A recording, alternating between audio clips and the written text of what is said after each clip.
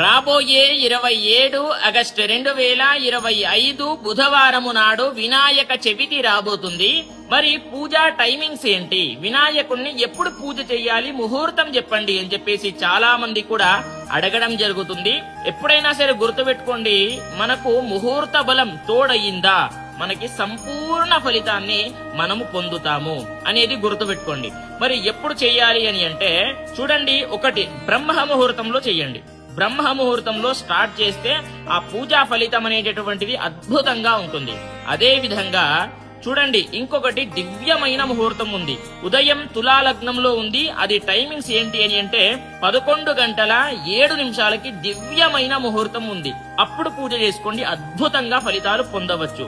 అదే విధంగా కొంతమందికి పూజారులు దొరకరు, పూజా విధానం తెలియదు. వాళ్ల కోసం ఏంటి అని అంటే గజానంద స్వామి ఆస్ట్రాలజర్ అనేటటువంటి యూట్యూబ్ ఛానల్లో మీకు పూజా విధానం అంతా కూడా అప్లోడ్ చేయడం జరిగింది. అదే విధంగా నా స్టోరీలో, నా బయోలో లింక్ ఉంటుంది, అక్కడికి వెళ్లి పూజ అంతా కూడా మీరు చేసుకోవచ్చు.